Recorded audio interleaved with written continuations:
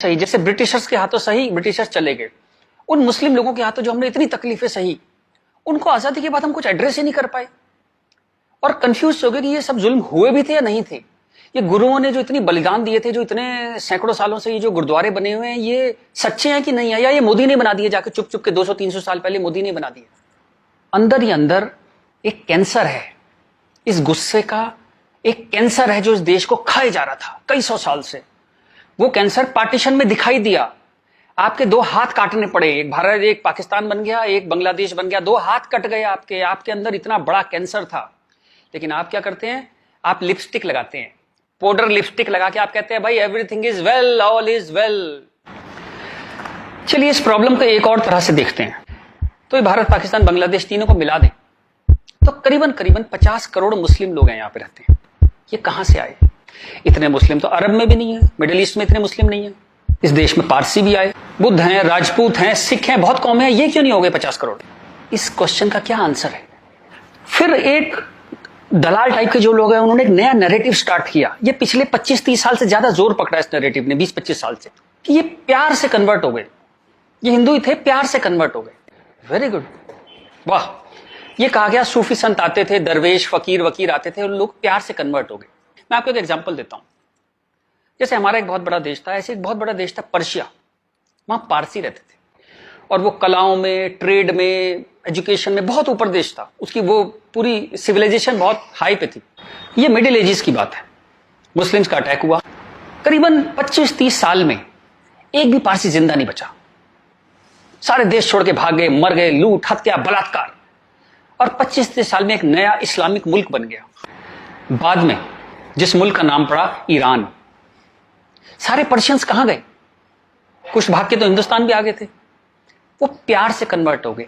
ऐसा प्यार इस दुनिया ने कई बार देखा है, अफ्रीका में, एशिया में, ऐसा प्यार 25-30 कंट्रीज ने बर्दाश्त किया है और वो 25-30 कंट्री टोटल इस्लामिक बन गए। और लेटेस्ट कश्मीर, जब वहां से 3 लाख 4 लाख हिंदू भगाए गए तो वो प्यार से भागे वहां से और पूरा कश्मीर इस्लामिक हो गया। Make no mistake, it's a caliphate. जो बगदादी करता है खलीफा जो अपना साम्राज्य बनाता है जहां सिर्फ मुस्लिम होते हैं और अगर गैर मुस्लिम है तो उन्हें डिम्मी बन के रहना पड़ेगा, खत्म होकर रहना पड़ेगा, वो कैलिफेट है इस्लाम की। इस वक्त कश्मीर में, हिंदुस्तान में कैलिफेट है। 1921 में मालाबार में दंगा हुआ था, वहां भी कैलिफेट बनाने की कोशिश की गई थी। कुछ 50,000 या 1 लाख हिंदुओं को बाहर निकाल दिया था वहां से, फोर्स्ड कन्वर्जन किया था, तो तब नहीं बना पाए। लेकिन आज कश्मीर में कैलिफेट है, ध्यान रखिएगा। ये आपकी गुलदस्ता और कश्मीरियत, जमहूरियत, इंसानियत सबके बीच में एक कैलिफेट बन गई।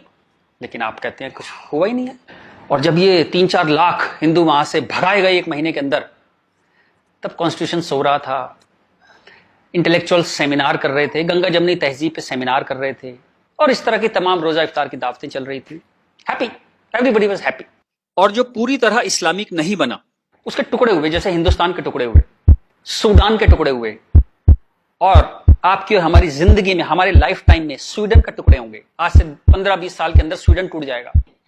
ये एक प्रोसेस है जो पूरी दुनिया में चल रहा है। आप या तो बहुत भोले हैं, देखते ही नहीं, या आप इतने मूर्ख हैं कि दुनिया में क्या हो रहा है आपने कभी देखा ही नहीं, या आप झूठे हैं, या आप दलाल हैं। अगर आप इस पूरे प्रोसेस को मना करते हैं कि नहीं ऐसा कुछ नहीं था, यहां तो बड़ी गंगा जमनी तहजीब थी, आप इन सब में से एक है, या हो सकता है सब कुछ हो। चलिए मैं आपके साथ एक एक्सरसाइज करता हूं। आपके एक दादा होंगे, एक दादा परिवार है, दादा, चाचा, ताऊ, बुआ, फूफा, उधर के उनके बच्चे, सब एक पूरी फैमिली ट्री वो है। एक नाना की तरफ से है, तो एक आदमी करीबन ऐसे 10-15 परिवार उसके आसपास होते हैं। इसके बाद आप कॉलेज, आपका कॉलेज, स्कूल कॉलेज, जहां 50-100 स्टूडेंट हैं, जिसमें कुछ दोस्त हैं जो आपके साथ ट्रेवल करते हैं जिंदगी भर। फिर आपका मोहल्ला, आपकी कॉलोनी, वहां भी आप 10-20 परिवारों को जानते हैं। यूं कहें एक आदमी मोटा मोटा 700-800 हज़ार लोगों की खबर उसको होती है, डायरेक्ट खबर, चाहे मिले ना कि कोई बहुत दूर रहता है, लेकिन हाँ पता लगता है उसकी शादी हो गई, उसके बच्चा हो गया, डेथ हो गई, कुछ बहुत अच्छा हो गया, बहुत बुरा हो गया, खबर आ जाती है कहीं ना कहीं से।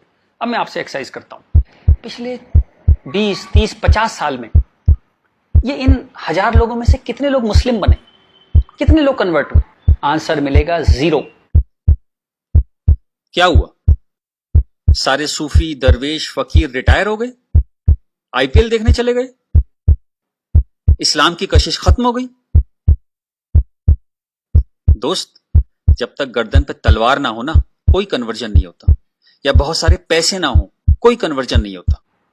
उसके बाद पार्लियामेंट पे अटैक हुआ, इस देश की पार्लियामेंट पे अटैक हुआ, और उसमें शामिल अफजल गुरु, उसके सम्मान में, उसके समर्थन में लोग खड़े हैं, हजारों हजारों लोग मुसलमान खड़े हैं, और हमने तब भी कुछ नहीं कहा। इस देश में हाहाकार नहीं हुआ। मुंबई में कुछ साल पहले आजाद मैदान में एक रैली हुई, किस लिए हुई? रोहिंग्याओं के समर्थन में। आपका क्या लेने देना रोहिंग्याओं के समर्थन में? और रैली के आखिर में क्या हुआ? जो शहीदों के लिए स्मारक बना है, फौजियों के लिए, शहीदों के लिए जो स्मारक बना है, उसको जूते मार मार के तोड़ दिया। इतनी नफरत आपके मन में इस देश के लिए, और कोई कुछ कहता ही नहीं, कोई कुछ कह ही नहीं पा रहा था। ये चल रहा था इस देश में।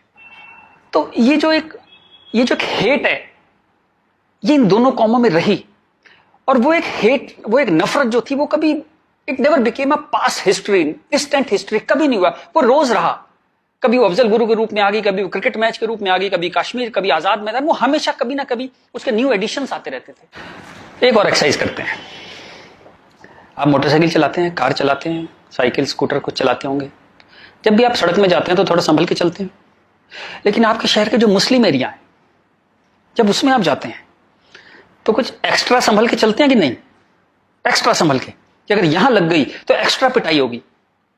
वो जो फियर है आपके अंदर, वो जो डर है, वो कमाल की चीज है, जिसको देश कहता है नहीं, एक सिस्टम कहता है नहीं, लेकिन आपके अंदर है, करोड़ों लोगों के अंदर है, 100 करोड़ लोगों के अंदर है वो डर। और एक आखिरी एक्सरसाइज, जब भी आपको कोई ज्ञान बांटता हुआ आदमी मिले, सेकुलर मिले, इंटेलेक्चुअल मिले, गंगा जमनी तहजीब वाला आदमी मिले, सब बराबर हैं, सब धर्म है, तो उसको कहिएगा चलिए एक पेज पे लिखते हैं, गीता, बाइबल, कुरान सब एक जैसे हैं, जीसस, राम, कृष्ण, पैगंबर मोहम्मद सब एक जैसे हैं, ना कोई छोटा ना कोई बड़ा, सब प्यारे इंसान है, सब बढ़िया हैं, सब बराबर हैं। एक पेज पे लिख के उसे बोली जरा 2-4 मुस्लिम से साइन करा के ला। ऐसी ची की आवाज आएगी उस इंटेलेक्चुअल की, आपके पास जिंदगी में दोबारा नहीं आएगा। वो एक मुसलमान के साइन नहीं करा सकता इस बात पे।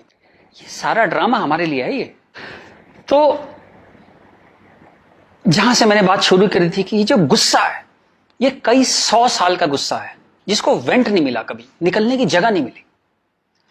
और ये जो बार बार दंगे होते हैं ना, ये उसकी EMI है। And coming back to the point, Modi कोई आदमी है ही नहीं। मोदी वो मौका है, और वो गारंटी है कि इस बार जब शाहबानो पार्लियामेंट में आएगी, कि हलाला हो गया, कि 4 विवाह हो गया, कुछ हो गया, इस बार पार्लियामेंट ब्लैकमेल नहीं होगी। वो एक शख्स नहीं है, वो एक इमोशनल बाम है, एक इमोशनल मलहम है, जिसकी इस देश को कई 100 साल से जरूरत थी। और अगर आप सोचते हैं कि एक आदमी क्या कर सकता है, तो दोस्त, कैसे आकाश में सुराख नहीं हो सकता, एक पत्थर तो तबीयत से उछालो यारो।